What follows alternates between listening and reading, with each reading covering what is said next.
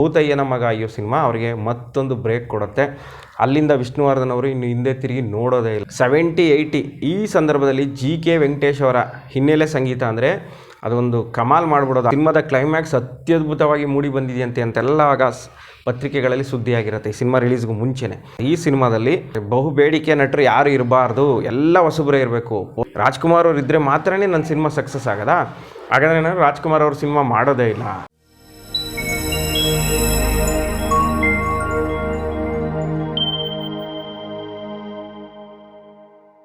ಭೂತಯ್ಯನ ಮಗ ಅಯ್ಯು ಈ cinema 1974ರಲ್ಲಿ release ಆಗುತ್ತೆ.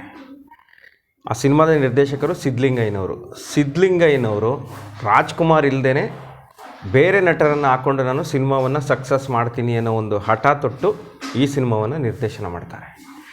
72ರಲ್ಲಿ ವಿಷ್ಣುವರ್ಧನ್ ಅವರು ನಾಗರಹಾವು ಸಿನಿಮಾ ಮೂಲಕ ಚಿತ್ರರಂಗಕ್ಕೆ ಎಂಟ್ರಿ ಆಗ್ತಾರೆ. ಅದಾದ ನಂತರ 6ನೇ ಸಿನಿಮಾವಾಗಿ ಭೂತಯ್ಯನ ಮಗ ಅಯ್ಯೋ ಸಿನಿಮಾ ರಿಲೀಸ್ ಆಗುತ್ತೆ. ನಾಗರಹಾವು ಸಿನಿಮಾ ಬ್ಲಾಕ್ ಬಸ್ಟರ್ ಹಿಟ್ ಆಗುತ್ತೆ. ಅಷ್ಟು ದೊಡ್ಡ ಹಿಟ್ಟನ್ನು ಕೊಟ್ಟರೂ ಕೂಡ ಅದರ ಮುಂದೆ ಬಂದಂಥ ಒಂದು 3 ಸಿನಿಮಾಗಳು ವಿಷ್ಣುವರ್ಧನ್ ಅವ್ರಿಗೆ ಅಷ್ಟಾಗಿ ಹೆಸರು ತಂದುಕೊಡೋದಿಲ್ಲ.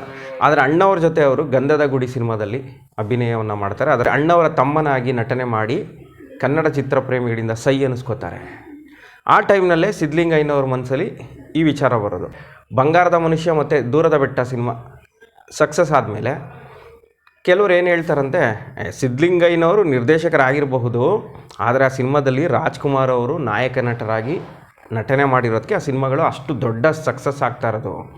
ಸಿದ್ಲಿಂಗಯ್ಯವರ ಸಿನಿಮಾಗಳನ್ನ ನೋಡಿ ನೀವು, ಅಣ್ಣವ್ರ ಜೊತೆ ಅವ್ರು ಯಾವ್ದಾದ್ರು ಸಿನಿಮಾ ಮಾಡಿದ್ರೆ ಆ ಸಿನಿಮಾ ಸೂಪರ್ ಸಕ್ಸಸ್ ಆಗಿರುತ್ತೆ, ಅದಕ್ಕೆ ಅಣ್ಣವರೇ ಕಾರಣ ಅಂತ ಹೇಳ್ತಾರಂತೆ. ಈ ವಿಚಾರ ಸಿದ್ಲಿಂಗಯ್ಯನವರಿಗೆ ಸ್ವಲ್ಪ ಕಿರಿಕಿರಿ ಉಂಟು ಮಾಡುತ್ತೆ. ಇದೇನಿದು, ಸಿನಿಮಾ ಗೆದ್ದರೂ ಕೂಡ ನನ್ನ ಹೆಸರು ಹೇಳ್ತಾ ಇಲ್ವಲ್ಲ, ರಾಜ್ಕುಮಾರ್ ಅವ್ರ ಹೆಸರು ಹೇಳ್ತಾ ಇದ್ದಾರಲ್ಲ, ರಾಜ್ಕುಮಾರ್ ಅವ್ರು ಇದ್ದರೆ ಮಾತ್ರನೇ ನನ್ನ ಸಿನಿಮಾ ಸಕ್ಸಸ್ ಆಗೋದಾ?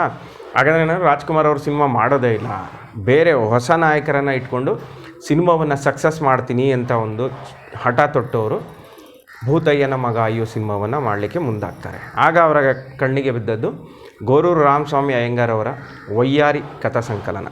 ಆ ಕಥೆಯನ್ನು ಓದಿರ್ತಾರೆ, ಇದನ್ನು ಸಿನಿಮಾ ಮಾಡಿದ್ರೆ ಚೆನ್ನಾಗಿರುತ್ತೆ ಅಂತೇಳಿ 4 ಜನ ಪ್ರೊಡ್ಯೂಸರ್ಸು ಅಂದರೆ ಸಿದ್ಲಿಂಗಯ್ಯನವರು, ಚಂದುಲಾಲ್ ಜೈನು ಮತ್ತು SP ವರದರಾಜ್ ಅವರು, ಇವರೆಲ್ಲರೂ ಆ ಸಿನಿಮಾದ ಪ್ರೊಡ್ಯೂಸ್ ಮಾಡಬೇಕು ಅಂತೇಳಿ ತೀರ್ಮಾನ ಮಾಡ್ಕೋತಾರೆ.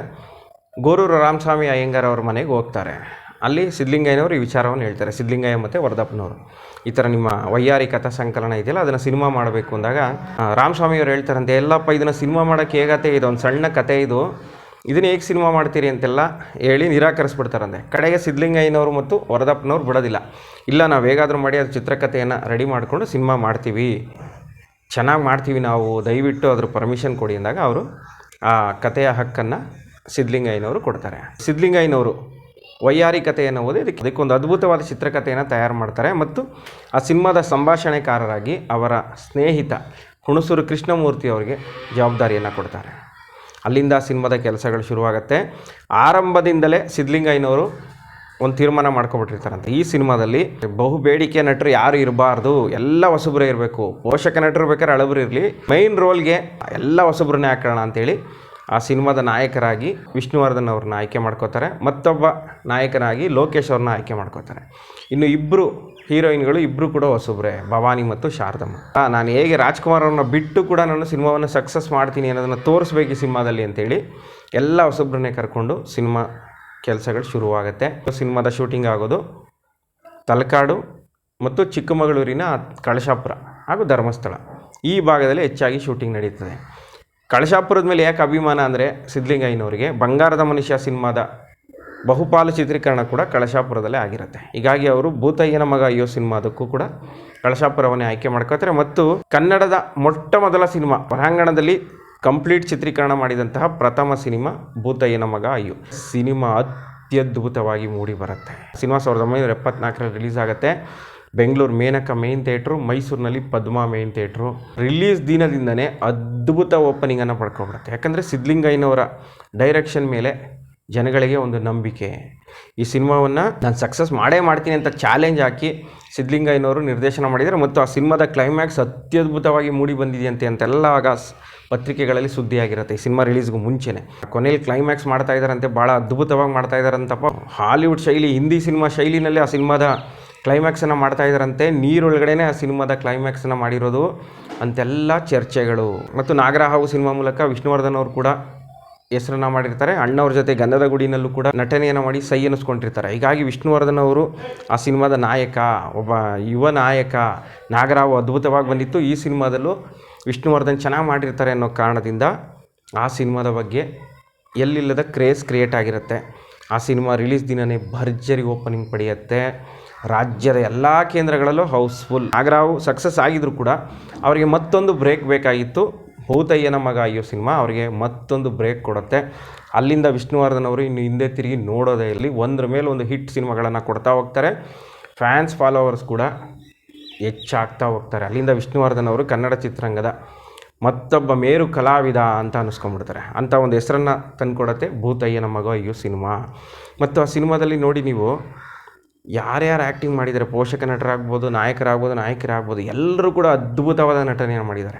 ಹಲವು ಪೋಷಕ ನಟರು ಆ ಸಿನಿಮಾದಲ್ಲಿ ಅಭಿನಯವನ್ನು ಮಾಡಿರ್ತಾರೆ. ಎಲ್ಲರೂ ಕೂಡ ತಮ್ಮ ಪಾತ್ರಕ್ಕೆ ಜೀವವನ್ನು ತುಂಬ್ತಾರೆ. ಸಣ್ಣ ಪಾತ್ರ ಇದ್ದರೂ ಕೂಡ ಆ ಪಾತ್ರಕ್ಕೆ ಜೀವವನ್ನು ತುಂಬಿದ್ದಾರೆ. ಇವತ್ತಿಗೂ ಕೂಡ ಆ ಪೋಷಕ ನಟರ ಆ್ಯಕ್ಟಿಂಗ್ ಕನ್ನಡಿಗರ ಮನಸ್ಸಿನಲ್ಲಿ ಹಚ್ಚ ಹಸಿರಾಗಿ ಉಳಿದಿದೆ. ಲೋಕನಾಥ್ ಅವರಾಗ್ಬೋದು, ಧೀರೇಂದ್ರ ಗೋಪಾಲ್ ಅವರಾಗ್ಬೋದು, MP ಶಂಕರ್, ಬಾಲಕೃಷ್ಣ, ವೈಶಾಲಿ ಕಾಸರವಳ್ಳಿ, ದಿನೇಶ್, ರೀತಿ ದೊಡ್ಡ ಲಿಸ್ಟೇ ಇದೆ. ಅವರೆಲ್ಲರೂ ಕೂಡ ಅದ್ಭುತವಾದ ಅಭಿನಯವನ್ನು ಮಾಡಿರ್ತಾರೆ. ಮತ್ತು ಆ ಸಿನಿಮಾದಲ್ಲಿ ಅದ್ಭುತವಾದ ಸಂಗೀತವನ್ನು GK ವೆಂಕಟೇಶ್ ಅವರು ಕೊಡ್ತಾರೆ. ಆ ಕಾಲದಲ್ಲಿ ಬ್ಯಾಕ್ಗ್ರೌಂಡ್ ಮ್ಯೂಸಿಕ್ನಲ್ಲಿ ಅತ್ಯದ್ಭುತ ಹೆಸರು ಮಾಡಿದಂತಹ ಸಿನಿಮಾ ಭೂತಯ್ಯನ ಮಗ ಅಯ್ಯೋ. ಹೇಗೆ 90ಸ್ನಲ್ಲಿ ಹಂಸಲೇಖ ಅವರ BGMಗೆ ಜನ ಮುಗಿಬಿದ್ದು ಕೇಳ್ತಿದ್ರು, ಅದೇ ರೀತಿ 70, 80 ಈ ಸಂದರ್ಭದಲ್ಲಿ GK ವೆಂಕಟೇಶ್ ಅವರ ಹಿನ್ನೆಲೆ ಸಂಗೀತ ಅಂದರೆ ಅದೊಂದು ಕಮಾಲ್ ಮಾಡಿಬಿಡೋದು. ಆ ಸಿನಿಮಾಗೆ ಅವರ ಸಂಗೀತ ಕೂಡ ಒಂದು ಹೆಚ್ಚು ತೂಕವನ್ನು ತಂದುಕೊಟ್ಬಿಡೋದು. ಅಂತಹ ಒಂದು ಅದ್ಭುತವಾದ ಸಂಗೀತವನ್ನು GK ವೆಂಕಟೇಶ್ ಅವರು ಭೂತಯ್ಯನ ಮಗ ಅಯ್ಯೋ ಸಿನಿಮಾದಲ್ಲೂ ಕೂಡ ಕೊಟ್ಟಿದ್ದಾರೆ. ಆ ಸಿನಿಮಾದಲ್ಲಿ ಹಾಡುಗಳು ಅತ್ಯದ್ಭುತ. ಸಂಭಾಷಣೆ ಯಾವ ರೀತಿ ಇದೆ ನೋಡಿ, ಹುಣಸೂರು ಕೃಷ್ಣಮೂರ್ತಿಯವರು ಬರೆದಿರುವಂಥ ಸಂಭಾಷಣೆ. ಆ ಸಿನಿಮಾದ ಸಂಭಾಷಣೆ ಇವತ್ತಿಗೂ ಕೂಡ ಚಿತ್ರಪ್ರೇಮಿಗಳ ಬಾಯಲ್ಲಿ ಹರಿದಾಡ್ತಾ ಇರುತ್ತೆ. ಆ ಸಿನಿಮಾದ ಮೂಲ ಉದ್ದೇಶ ಏನಂದರೆ, ಒಂದು ಹಳ್ಳಿಲಿರುವಂಥ ರೈತರು ಕಚ್ಚಾಡ್ಕೋಬಾರ್ದು, ಎಲ್ಲರೂ ಒಂದಾಗಿರಬೇಕು, ಕೂಡಿ ಬಾಳಿದರೆ ಸ್ವರ್ಗ ಸುಖ ಅನ್ನೋ ಒಂದು ಸಂದೇಶವನ್ನು ಕೊಡುತ್ತೆ. ಆ ಸಿನಿಮಾ ಭರ್ಜರಿ ಓಪನಿಂಗನ್ನು ಪಡೆಯುತ್ತೆ. ಬೆಂಗಳೂರಿನಲ್ಲಿ 3 ಚಿತ್ರಮಂದಿರಗಳಲ್ಲಿ 100 ಡೇಸ್ ಹೋಗುತ್ತೆ. ಮತ್ತು ಮೇನಕದಲ್ಲಿ 25 ವಾರ ಹೋಗುತ್ತೆ. ಆನಂತರ ಕೆಂಪೇಗೌಡ ಚಿತ್ರಮಂದಿರಕ್ಕೆ ಶಿಫ್ಟ್ ಆಗುತ್ತೆ. ಮೈಸೂರು ಪದ್ಮ ಚಿತ್ರಮಂದಿರದಲ್ಲೂ ಕೂಡ 25 ವಾರಗಳ ಪ್ರದರ್ಶನವನ್ನು ಕಾಣುತ್ತೆ. ಮತ್ತು ಆ ಸಿನಿಮಾ ಕನ್ನಡದಲ್ಲಿ ಅತ್ಯದ್ಭುತ ಯಶಸ್ಸನ್ನು ಕಾಣ್ತಿದ್ದಾಗೇ ಬೇರೆ ಭಾಷೆಗಳಿಂದನೂ ಬೇಡಿಕೆ ಶುರುವಾಗುತ್ತೆ. ನಾವು ಈ ಸಿನಿಮಾವನ್ನು ರೀಮೇಕ್ ಮಾಡ್ತೀವಿ ಅಂತೇಳಿ 3 ಭಾಷೆಗೆ ಭೂತಯ್ಯನ ಮಗ ಅಯ್ಯೋ ಸಿನಿಮಾ ರೀಮೇಕ್ ಆಗುತ್ತೆ. ಹಿಂದಿ, ತೆಲುಗು, ತಮಿಳ್ 3 ಭಾಷೆಗಳಲ್ಲೂ ಕೂಡ ಯಶಸ್ವಿ ಪ್ರದರ್ಶನವನ್ನು ಕಾಣುತ್ತೆ. ವಿಷ್ಣುವರ್ಧನ್ ಅವರಿಗೆ ಮತ್ತೊಂದು ಬ್ರೇಕ್ ಸಿಗುತ್ತೆ. ಮತ್ತು ಲೋಕೇಶ್ ಅವರು ಕೂಡ ಸಾಕಷ್ಟು ಹೆಸರನ್ನು ಮಾಡ್ತಾರೆ. ಮತ್ತು ಆ ಸಿನಿಮಾದ ನಟನೆಗಾಗಿ ಲೋಕೇಶ್ ಅವರಿಗೆ ಅತ್ಯುತ್ತಮ ನಟ ಅನ್ನೋ ಒಂದು ರಾಜ್ಯ ಪ್ರಶಸ್ತಿ ಬರುತ್ತೆ. ಮತ್ತು ಆ ಸಿನಿಮಾಗೆ ಅತ್ಯುತ್ತಮ ಸಿನಿಮಾ ಅಂತೇಳಿ ರಾಜ್ಯ ಪ್ರಶಸ್ತಿ. ಮತ್ತು ಆ ಸಿನಿಮಾದ ನಾಯಕಿ ಭವಾನಿಯವ್ರಿಗೂ ಕೂಡ ಪ್ರಶಸ್ತಿ ಸಿಗುತ್ತೆ. ಒಟ್ಟು 4 ಪ್ರಶಸ್ತಿಗಳು ಭೂತಯ್ಯನ ಮಗ ಅಯ್ಯೋ ಸಿನಿಮಾಗೆ ಸಿಗುತ್ತೆ. ಆ ಸಿನಿಮಾದ ಕ್ಲೈಮ್ಯಾಕ್ಸ್ ಬಗ್ಗೆ ಅಂತೂ ಹೇಳಲೇಬೇಕು. ಆ ಕ್ಲೈಮ್ಯಾಕ್ಸ್ ಇವತ್ತಿಗೂ ನಾವು TVನಲ್ಲಿ ನೋಡ್ತಾ ಇದ್ದರೆ ಮೈ ರೋಮಾಂಚನ ಆಗುತ್ತೆ. ಏನಪ್ಪ, ಆ ಟೈಮ್ನಲ್ಲಿ ಟೆಕ್ನಾಲಜಿ ಇಲ್ಲದೆ ಇರೋಂಥ ಟೈಮ್ನಲ್ಲಿ ಈ ರೀತಿ ಅತ್ಯದ್ಭುತವಾಗಿ ತೆಗೆದಿದ್ದಾರಲ್ಲ ಅಂಥೇಳಿ ಈಗಲೂ ಅದನ್ನು ನಾವು ಭಾಳ ಖುಷಿಯಿಂದ ಕ್ಲೈಮ್ಯಾಕ್ಸ್ ಸೀನನ್ನು ನೋಡ್ತೀವಿ. ಅದು ಹೆಚ್ಚಾಗಿ ಆ ಸಿನಿಮಾದ ಕ್ಲೈಮ್ಯಾಕ್ಸು ಮಾಧವ ಮಂತ್ರಿ ಅಣೆಕಟ್ಟು ಮತ್ತು ಶಿವನ ಸಮುದ್ರ ಆ ಭಾಗದಲ್ಲಿ ಕ್ಲೈಮ್ಯಾಕ್ಸ್ ಶೂಟಿಂಗ್ ಆಗುತ್ತೆ. 20 ದಿನ ಕ್ಲೈಮ್ಯಾಕ್ಸ್ ಶೂಟಿಂಗ್. ಆಗ ಅದೇ ಚರ್ಚೆ ಅಂತ, ಏನೇ ಇದು ಕ್ಲೈಮ್ಯಾಕ್ಸನ್ನು 20 ದಿನ ಮಾಡ್ತಾ ಇದ್ದಾರಲ್ಲ ಅಂತೆಲ್ಲ ಚರ್ಚೆ. ನೀರೊಳಗಡೆ ಮೈ ಜುಮ್ ಅನ್ನುತ್ತೆ ಅಂತ ಬಹಳ ಕಷ್ಟಕರವಾದ ಜಾಗದಲ್ಲಿ ಶೂಟಿಂಗ್ ಮಾಡ್ತಾಯಿದ್ದಾರೆ. ಈ ಸಿನಿಮಾನ ನಾನು ಅತ್ಯದ್ಭುತ ಯಶಸ್ಸನ್ನು ಮಾಡಬೇಕು ಅಂತೇಳಿ ಸಿದ್ಧಲಿಂಗಯ್ಯನವರು ಹಠ ತೊಟ್ಬಿಟ್ಟಿದ್ದಾರೆ. ಹೀಗಾಗಿ ಅವರು ಭಾಳ ಶ್ರಮ ವಹಿಸಿ ಆ ಸಿನಿಮಾವನ್ನು ಡೈರೆಕ್ಷನ್ ಮಾಡ್ತಾಯಿದ್ದಾರೆ ಅಂತೆಲ್ಲ ಚರ್ಚೆ. ಕ್ಲೈಮ್ಯಾಕ್ಸ್ ಸೀನು ಎಷ್ಟು ಅದ್ಭುತವಾಗಿದೆ ಅಂದರೆ, ಒಂದು ಮನೆಗೆ ನೀರು ನುಗ್ಗಬೇಕಲ್ಲ, ಅದಕ್ಕೆ ಒಂದು ಟ್ಯಾಂಕನ್ನು ರೆಡಿ ಮಾಡಿಸ್ತಾರಂತೆ ಸಿದ್ಧಲಿಂಗಯ್ಯನವರು. ಆ ಟ್ಯಾಂಕು ಒಡೆದೋಗುತ್ತಂತೆ. ಬೇರೆ ಥರ ಏನಾದ್ರು ಮಾಡೋಣ ಅಂದ, ಇಲ್ಲ ಅದೇ ರೀತಿ ಬರಬೇಕು ಅಂತೇಳಿ ಮತ್ತೊಮ್ಮೆ ಟ್ಯಾಂಕನ್ನು ನಿರ್ಮಿಸಿ ನೀರು ಆ ಮನೆ ತುಂಬಿಕೊಳ್ತಾ ಇರೋಂಗೆ ಮಾಡಿ ಸ್ಟುಡಿಯೋದಲ್ಲಿ ಸ್ವಲ್ಪ ಭಾಗ ಶೂಟಿಂಗ್, ಇನ್ನು ಮುಕ್ಕಾಲು ಭಾಗ ಮಾಧವ ಮಂತ್ರಿ ಅಣೆಕಟ್ಟು ಮತ್ತು ಶಿವನ ಸಮುದ್ರ ಭಾಗದಲ್ಲಿ ಅತ್ಯದ್ಭುತವಾಗಿ ಆ ಸಿನಿಮಾವನ್ನು ಚಿತ್ರೀಕರಿಸ್ತಾರೆ. ಆ ಸಿನಿಮಾದ ಛಾಯಾಗ್ರಹಣ ಅಂತ ಭಾಳ ಅದ್ಭುತವಾಗಿ ಮೂಡಿ ಬಂದಿದೆ ಅಂತಲೇ ಹೇಳ್ಬೋದು. ಮತ್ತು ಆ ಸಿನಿಮಾದಲ್ಲಿ ನಮ್ಮ ಕನ್ನಡ ಚಿತ್ರರಂಗದ ಪೋಷಕ ನಟಿ ಸುಧಾ ಬೆಳವಾಡಿಯವರು ಬಾಲನಟಿಯಾಗಿ ಅಭಿನಯವನ್ನು ಮಾಡಿರ್ತಾರೆ. ಲೋಕೇಶ್ ಅವರ ಮಗಳು ಆ ಸಿನಿಮಾದಲ್ಲಿ ನೋಡಿ ಎಷ್ಟು ಚಿಕ್ಕವರು, ಇವರು ಕೂಡ ಆ ಸಿನಿಮಾದಲ್ಲಿ ಆ್ಯಕ್ಟಿಂಗನ್ನು ಮಾಡಿದರು. ಈ ರೀತಿ ಭೂತಯ್ಯನ ಮಗ ಅಯ್ಯೋ ಸಿನಿಮಾ ಹಲವರಿಗೆ ಬ್ರೇಕನ್ನು ಕೊಡುತ್ತೆ. ವಿಷ್ಣುವರ್ಧನ್, ಲೋಕೇಶ್, MP ಶಂಕರ್ ಅವರು ಇವತ್ತಿಗೂ MP ಶಂಕರ್ ಅವರ ಸಿನಿಮಾಗಳು ಯಾವ್ದು ಇಷ್ಟ ಅಂದರೆ, ಪ್ರತಿಯೊಬ್ಬ ಕನ್ನಡ ಚಿತ್ರಪ್ರೇಮಿನೂ ಕೂಡ ನನಗೆ ಭೂತಯ್ಯನ ಮಗ ಅಯ್ಯೋ ಸಿನಿಮಾ ಬಹಳ ಇಷ್ಟ ಅವ್ರದ್ದು ಅಂತಲೇ ಹೇಳ್ತಾರೆ. ಮತ್ತು ಕಮಲ್ ಹಾಸನ್ ಅವರು ಇಷ್ಟಪಡುವಂತಹ ಚಿತ್ರಗಳಲ್ಲಿ ಭೂತಯ್ಯನ ಮಗ ಅಯ್ಯು ಕೂಡ ಒಂದು ಅಂತೇಳಿ ಹೆಮ್ಮೆಯಿಂದ ಹೇಳ್ಕೊತಾರೆ. ಈ ರೀತಿ ಭೂತಯ್ಯನ ಮಗ ಅಯ್ಯು 74ರಲ್ಲಿ ಕನ್ನಡ ಚಿತ್ರರಂಗದಲ್ಲಿ ಬ್ಲಾಕ್ ಬಸ್ಟರ್ ಹಿಟ್ ಆಗುತ್ತೆ. ರಾಜ್ಕುಮಾರ್ ಅವ್ರನ್ನ ಬಿಟ್ಟು ನಾನು ಸಿನಿಮಾವನ್ನು ಗೆಲ್ಲಿಸ್ತೀನಿ ಅಂತ ಏನು ಸಿದ್ಧಲಿಂಗಯ್ಯನವ್ರು ಹೇಳಿದರು, ಅದೇ ರೀತಿ ಭೂತಯ್ಯನ ಮಗ ಅಯ್ಯು ಸಿನಿಮಾವನ್ನು ಅತ್ಯದ್ಭುತ ಯಶಸ್ಸನ್ನು ಮಾಡ್ತಾರೆ. ಆದರೆ ಆನಂತರ ಬಂದಂತಹ ಸಿದ್ಧಲಿಂಗಯ್ಯನವರ ಸಿನಿಮಾಗಳು ಅಂತಹ ಅದ್ಭುತ ಯಶಸ್ಸನ್ನು ಕಾಣೋದಿಲ್ಲ. ಸಿದ್ಧಲಿಂಗಯ್ಯನವರ ನಿರ್ದೇಶನದಲ್ಲಿ ಭೂತಯ್ಯನ ಮಗ ಅಯ್ಯೋ ಸಿನಿಮಾವೇ ಅತ್ಯದ್ಭುತ ಯಶಸ್ಸನ್ನು ಕಂಡಂತಹ ಕಡೆ ಸಿನಿಮಾ. ಆನಂತರ ಅವ್ರದ್ದು ಸಾಕಷ್ಟು ಸಿನಿಮಾಗಳು ಬಂತು, ಆದರೆ ಬ್ಲಾಕ್ ಬಸ್ಟರ್ ಹಿಟ್ ಅನ್ನೋ ರೀತಿಯಲ್ಲಿ ಪ್ರದರ್ಶನ ಆಗಲಿಲ್ಲ. ಬಂಗಾರದ ಮನುಷ್ಯ, ಭೂತಯ್ಯನ ಮಗ ಅಯ್ಯು, ದೂರದ ಬೆಟ್ಟ, ಬಾಳು ಬೆಳಗಿತು ಈ ರೀತಿಯಾದಂತಹ ಪ್ರದರ್ಶನ ಕಾಣೋದಿಲ್ಲ.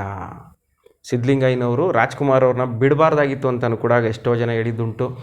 ವಜ್ರೇಶ್ವರಿ ಸಂಸ್ಥೆ ಶುರು ಆದಮೇಲೆ ಮಾತುಗಳು ಕೇಳಿ ಬರ್ತಿತ್ತಂತೆ, ಏನಾದ್ರು ಸಿದ್ಧಲಿಂಗಯ್ಯನವರು ಅಣ್ಣವ್ರ ಜೊತೆ ಚೆನ್ನಾಗಿದ್ದಿದ್ರೆ ವಜ್ರೇಶ್ವರಿ ಸಂಸ್ಥೆಯಲ್ಲಿ ಹಲವು ಸಿನಿಮಾಗಳಿಗೆ ಸಿದ್ಧಲಿಂಗಯ್ಯನವ್ರಿಗೆ ಅವಕಾಶ ಸಿಗೋದು, ಈ ಅವಕಾಶವನ್ನು ಕಳ್ಕೊಂಡ್ರು ಅಂತ ಮಾತುಗಳು ಕೇಳಿ ಬಂದಿತ್ತು.